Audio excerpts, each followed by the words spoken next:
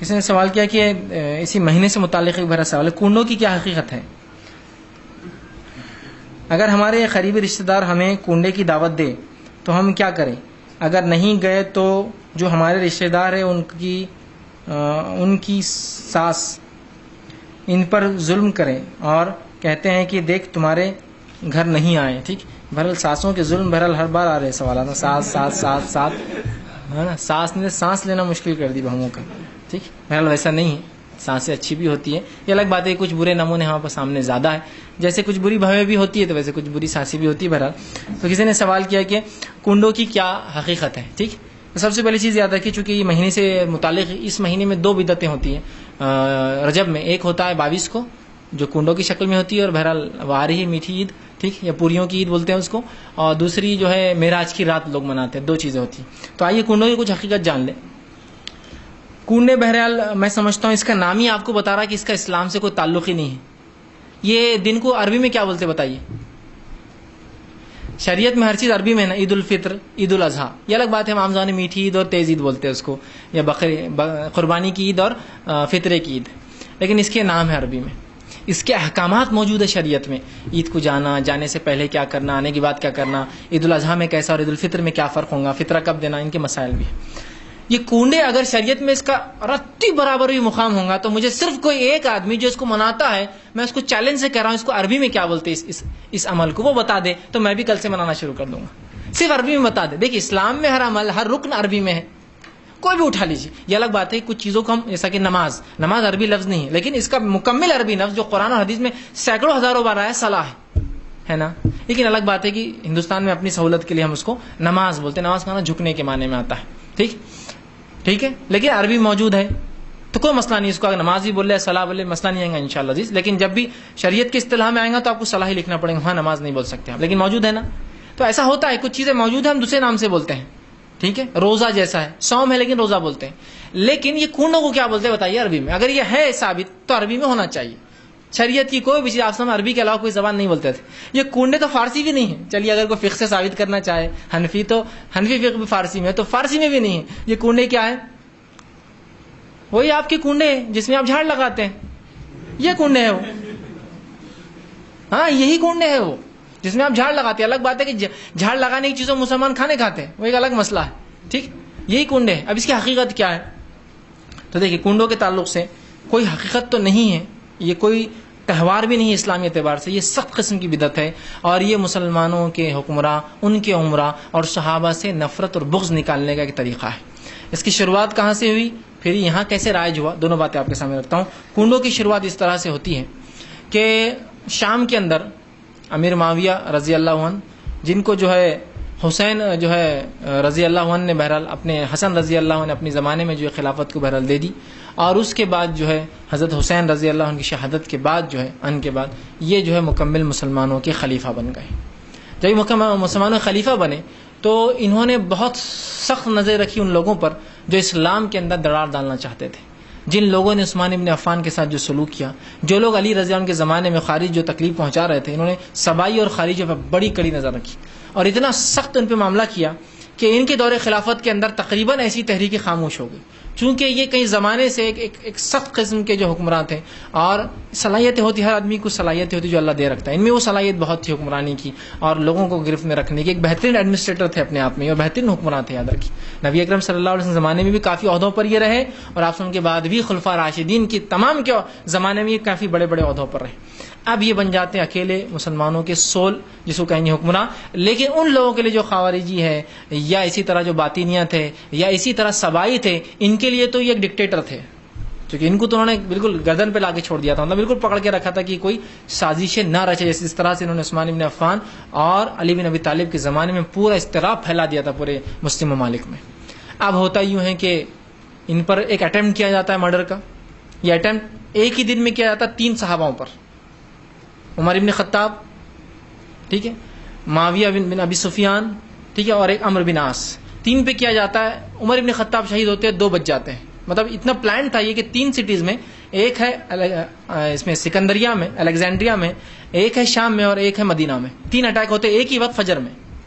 تو عمر ابن خطاب شہید ہوتے ہیں اس اٹیک کے اندر. یہ پلان اٹیک تھا لوگوں کا, مطلب یہ لوگ جو سبائی تھے بہت دنوں سے پلان بناتے تھے مسلمانوں کو تکلیف دینے کا, اور خارجی.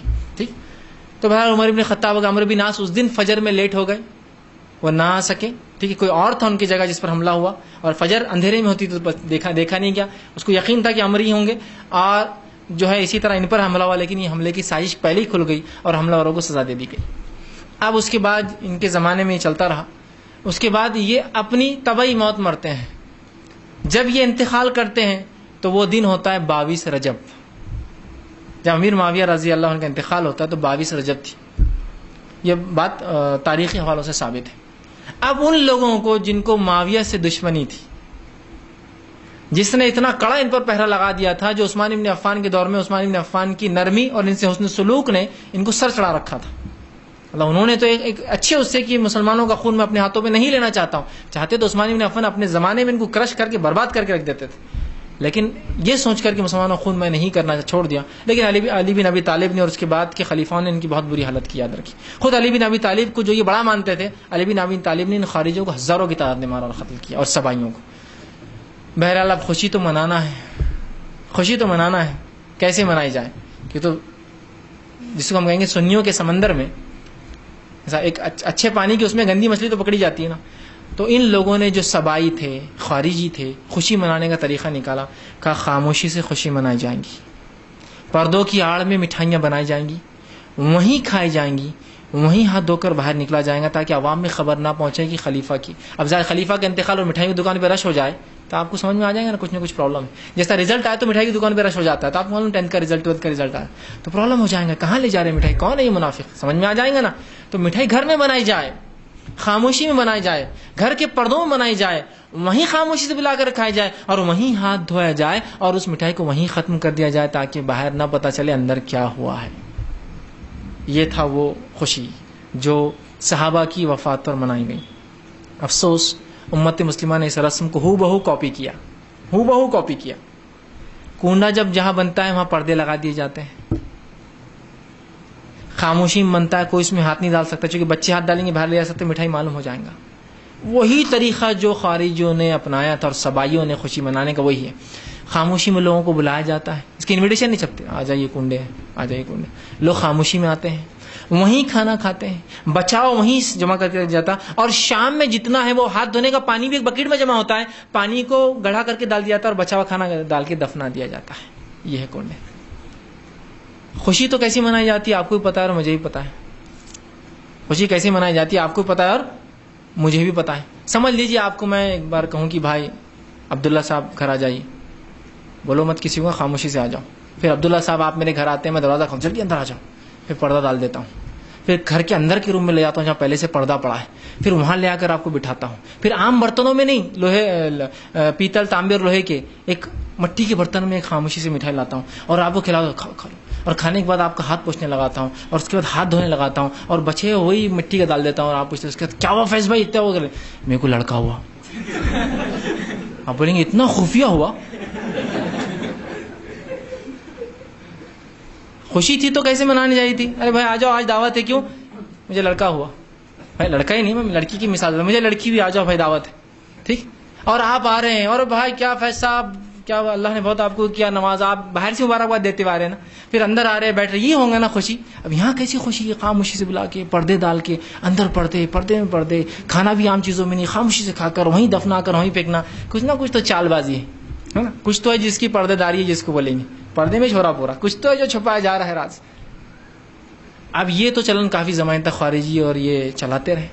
اس کے بعد اب یہ سنیوں میں کیسا ڈالا جائے عمل, تو ایک نیا شوشہ چھوڑا گیا, جعفر صادق کی نیاز ہے. بولے جعفر صادق, یہ بہرحال ایک تابعی میں سے ہیں, ان کی بولے نیاز ہے. اب اس کو عام عوام کیسے منائے, چونکہ عام عوام حنفی ہوتی ہے, تو کہا جعفر صادق امام ابو حنیفہ کے استاد ہے بول دیے, جبکہ ان کا ملنا ثابت نہیں ہے دونوں کا, تاکہ اگر ریلیشن ثابت کر دے تو پھر کیا ہوتا ہے, آدمی کو لگتا ہے اپنا لیڈر اور وہ لیڈر, تو اور مضبوط ہو جاتا. تو ایک نیا ریلیشن ثابت کیا گیا, بولے استاد اور شاگرد, حالانکہ دونوں کا ملنا اور سننا ثابت نہیں ہے, چونکہ ایک اسٹوڈنٹ کا کسی استاد سے ملنا اور اس کا اس سے سننا, اس سے لیکچر لینا بھی ثابت ہونا ضروری ہے. سما بھی ثابت نہیں دونوں کا, نہ ملنا ثابت ہے نہ سننا ثابت ہے.